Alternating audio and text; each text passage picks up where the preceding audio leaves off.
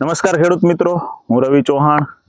મિત્રો, આજના વિડીયોની શરૂઆત કરીએ તેની પહેલા જો તમે અમારો વિડીયો પહેલી વખત જ જોતા હો તો અમારી આ યુટ્યુબ ચેનલને સબસ્ક્રાઇબ કરો, બાજુમાં આપેલ બેલ આઇકન ઉપર ક્લિક કરો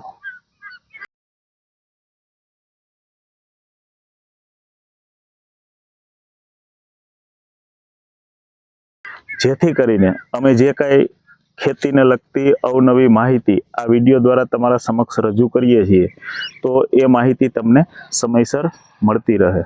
મિત્રો, આપણે દર વિડીયોની અંદર એવું બોલતા હોઈએ છીએ કે કોઈ પણ પાક હોય એને તત્વની જરૂરિયાત હોય છે, ખાતરની જરૂરિયાત હોતી નથી. કયા તત્વોની જરૂરિયાત છે અને કયા તત્વો આપણી જમીનની અંદર વધારે પ્રમાણમાં છે તો એની ખબર આપણને જમીન ચકાસણી કરવાથી જ પડશે.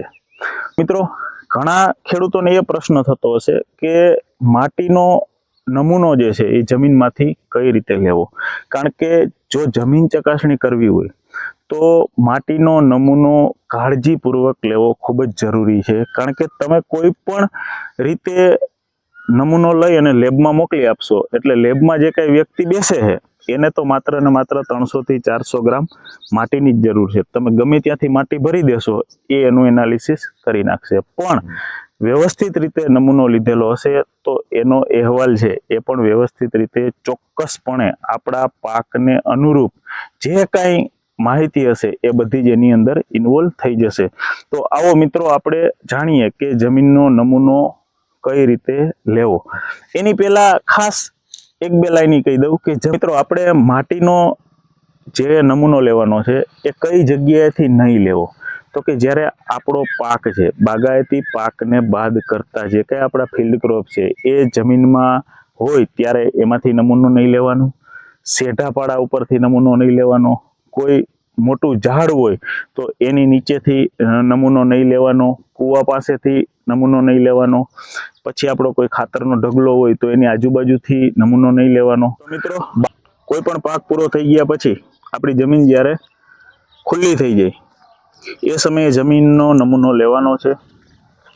અને કઈ રીતે લેવો એ તમે જોઈ શકો છો કે ઉપરથી જે કાંઈ કચરું હોય આગળના પાકનું, જે કાંઈ પથ્થર હોય, પ્લાસ્ટિકનો કચરો હોય અથવા તો અન્ય કોઈ વસ્તુ હોય એને દૂર કરી દેવાની છે, માટીને દૂર કરવાની નથી. ત્યારબાદ કોદાળી અથવા તો મોટી ખુરપી વડે 6 થી 9 ઇંચનો ખાડો કરવાનો છે, વી આકારનો. ત્યારબાદ એમાંથી બધી માટી કાઢી લેવાની છે અને જે સાઈડનું પડ છે એમાંથી 2 થી 2.5 ઇંચનું પડ,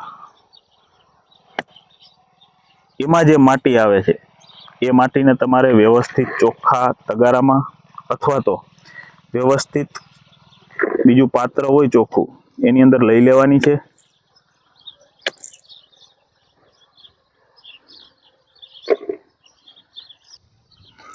મિત્રો, એક જગ્યાએથી માટી લીધા બાદ જીગ જાગ આકારે 1 હેક્ટરમાંથી 7 થી 8 જગ્યાએથી માટી લેવાની છે.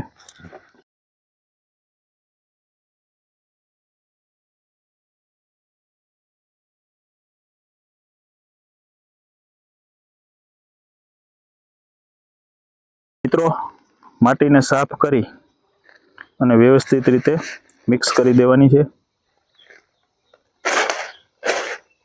ત્યારબાદ 4 સરખા ભાગ કરવાના છે.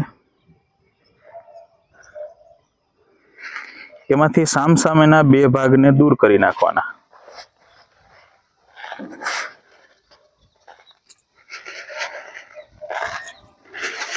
જે કાંઈ 2 ભાગ વધે એને પાછા વ્યવસ્થિત રીતે ભેગા કરી અને મિક્સ કરી દેવાના છે.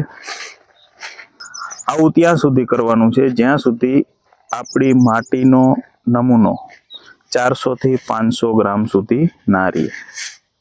હવે જે 400 થી 500 ગ્રામ જેટલી માટી છેલ્લે વધે છે એને એક વ્યવસ્થિત ચોખ્ખી કોથળીની અંદર ભરવાની છે અને વ્યવસ્થિત રીતે પેક કરવાની છે.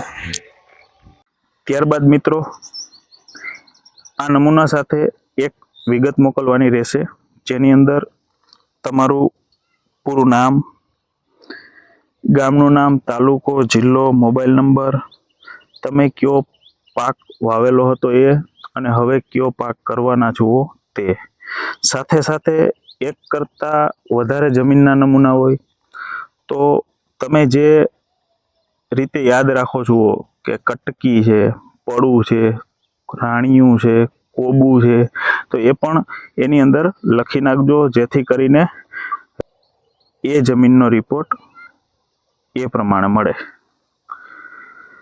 મિત્રો હવે જ્યારે બાગાયતી પાકની વાત કરવામાં આવે તો એમાં જ્યારે નમૂનો લેવાનો હોય છે ત્યારે કઈ રીતે લેવો, તો કે ઝાડની ડાળીઓના ઘેરાવાની અંદરના ખામણામાંથી 2 જગ્યાએથી 60 સેન્ટીમીટર સુધીની ઊંડાઈનો ખાડો કરી 2.5 થી 3 સેન્ટીમીટર જાડાઈનો માટીનો દળ ઉપરથી છેક નીચે સુધી પાડી આ માટીને વ્યવસ્થિત રીતે એક તગારામાં એકઠી કરવી.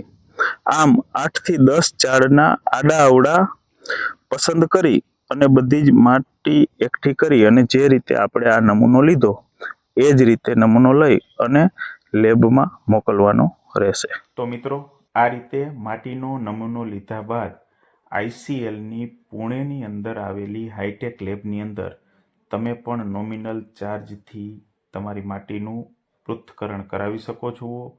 તો આ સિઝન પૂરી થાય અને નવી સિઝનમાં કોઈ પણ પાકનું વાવેતર કરો તેની પહેલાં વિડીયોમાં જણાવ્યા પ્રમાણે માટીનો નમૂનો લઈ ICLના કોઈ પણ તમારા નજીકના માર્કેટના ડીલરનો અથવા તો સ્ટાફનો સંપર્ક કરો.